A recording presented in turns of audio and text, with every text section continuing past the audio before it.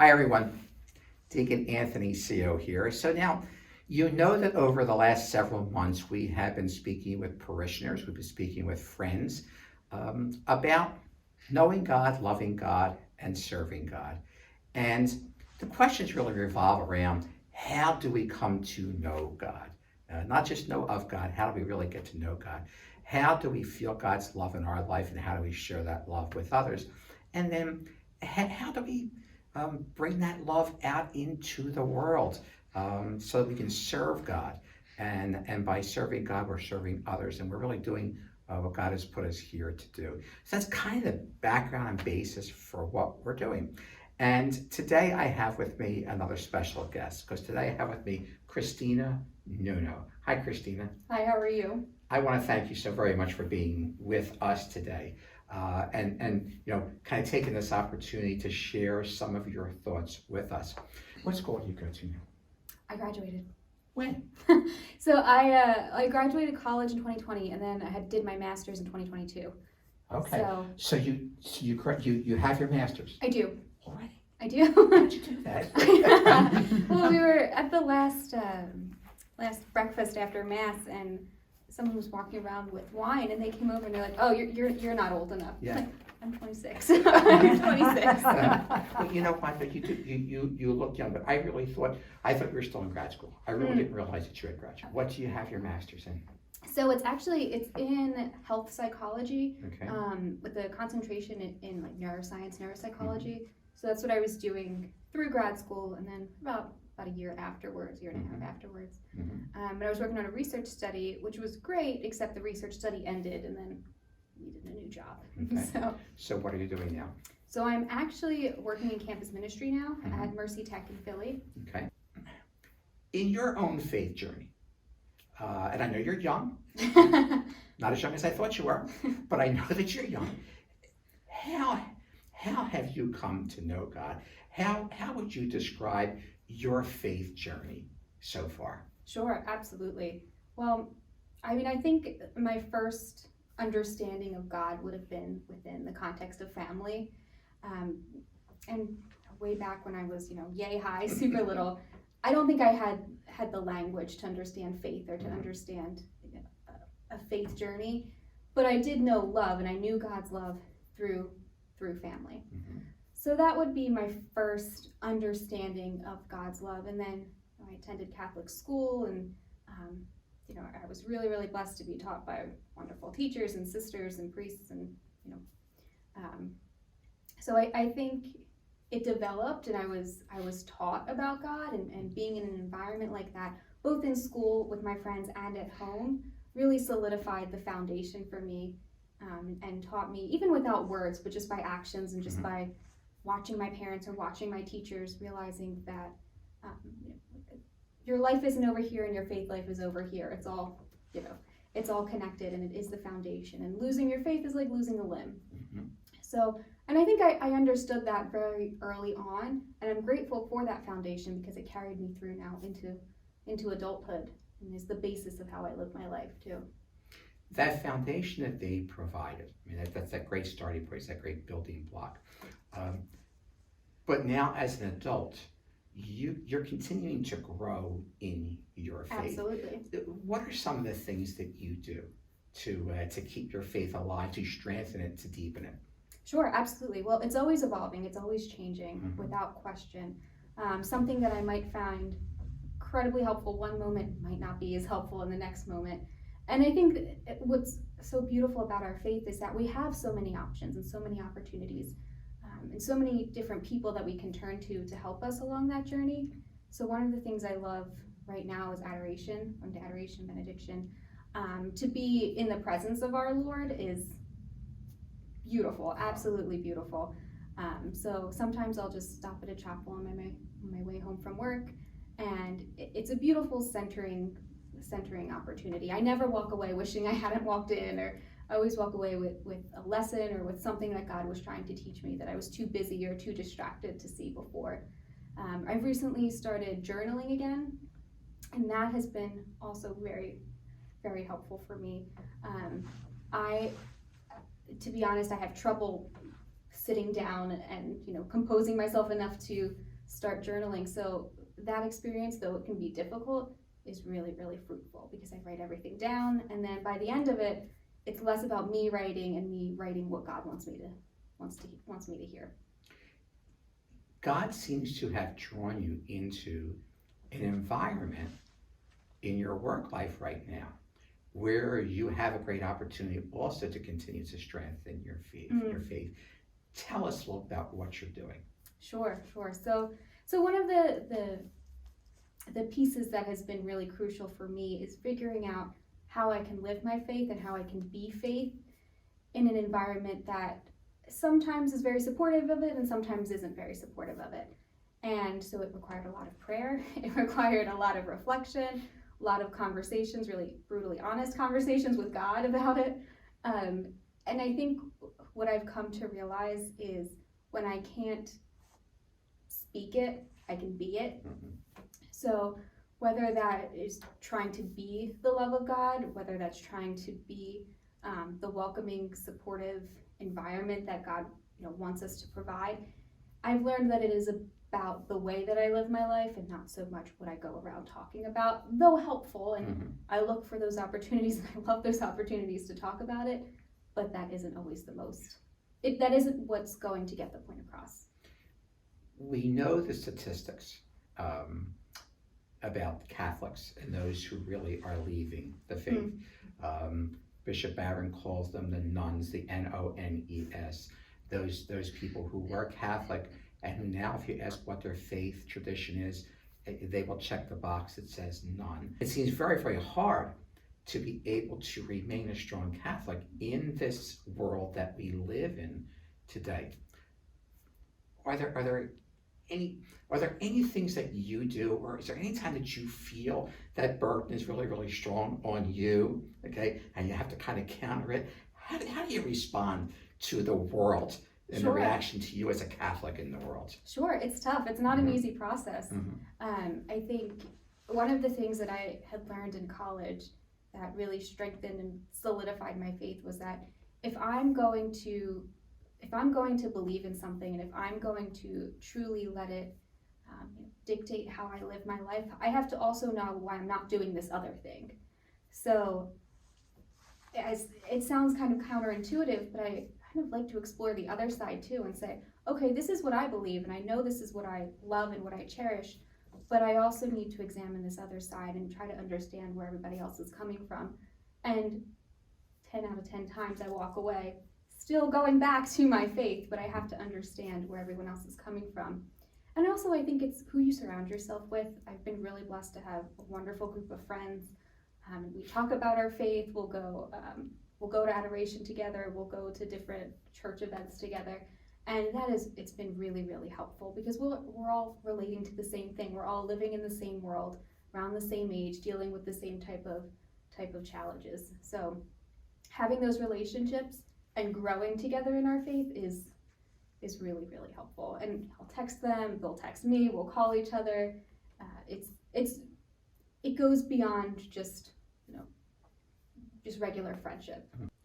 Pope Francis, Pope Benedict, and the popes that have preceded both of them, especially probably in the last 50 years, have spent so much time speaking to us about evangelization, about sharing our faith. I mean, there's just been some wonderful documents that have come out from Pope Francis and Pope Benedict in particular, but again, more than that, where they're trying to help us understand as Catholics that it is our role, it is our mission to be missionary disciples, that we are to be people who go out into the world and spread our faith and share our faith and do it through words and through actions. I think that for us of the older generation, sometimes we have an easier time of it. Do you, as a Catholic, okay, in your age group, look at your role in evangelization as being something very, very important, something you need to practice strongly? Oh, absolutely. I don't think that necessarily changes by generation. The modes that we accomplish that through probably will change. Even speaking just of my parents, my generation is much more involved on social media, and that can be an evangelization tool. That didn't exist when they were my age. So, but it is absolutely still there. I don't think, if anything, the challenge of evangelization has grown and has become more important. But I don't think, speaking for myself, and also I would say speaking for my friends too, I don't think any of us think that we don't need to, be God for the world or anything like that. I think we're all kind of on the same page. Great, thank you. Let's talk about God's love again for a moment, because I can really sense and hear your understanding of that love of God in your life. Are you able to identify a time or times that you actually felt God's love for you? And I think that has to do with finding those moments, and because God is always reaching out to us. It's not like he only loves us when we feel it. So I think, there are all those little moments, those little God winks that I like to call them, where we feel God's love. And there are also those bigger moments where you're on retreat, or you're having this really beautiful conversation, or even if it's in solitude and it's like a Lectio Divina or something like that, and you read something or you're journaling something and it's this aha moment. I think it's such a beautiful piece of our faith that not only is God seeking us out, God also puts that desire for him in our hearts. So, it's impossible to ignore sometimes, when you really devote time and energy to finding where God is leading you. Let's talk about the next progression of it. So we come to know God, and we come to feel God's love, and we want to share that love with others, and we want to serve God, and we do that by helping others. One of the things we're hearing about in today's culture is that people are spiritual. Right? I'm spiritual. I may not have faith, but I'm spiritual, and there's some truth to it, and I think we really have to have conversations with people about that. But one of the things that we find that always attract people to an understanding of God's love is when we help others. When people see someone in need, it's hard to not express your love for God and seeing God in them and wanting to help them. So within your generation, do you see a desire for people to want to help others? And is that a way that we can draw them into our faith by showing them how the Catholic Church is just the greatest help organization there is in the whole world? Oh, absolutely, without a doubt. And I love that you spoke of the Catholic Church in that way. And I think it goes back to the question of why are we doing this? What are the motives? What are the motives behind it? I think there are absolutely hundreds of thousands of ways that we can reach out. I don't think any of those needs have gone away. I think they've only increased. I don't foresee them going away either. If anything, they've become both kind of a dichotomy, both more readily visible but also harder to access. So I think it's being creative. I think it's finding those ways to reach out. And though I'm tempted almost not to say this, but even if it's not necessarily through a Catholic organization, like I think it was Pope Francis who talked about, admire the atheist who's performing good deeds out of the kindness of his or her own heart, because they don't have the God that's giving them direction, or they don't believe in the God that's giving them direction. And though I don't foresee ever becoming atheist, I think it is a beautiful reminder to think, okay, number one, why are we seeking out opportunities to help? Where is God leading us in those opportunities to help? And what are my personal motives? What's behind all of this? Am I doing it for show? Am I doing it to truly help? And if it's for show, it's probably not the most beneficial for the person on the other side.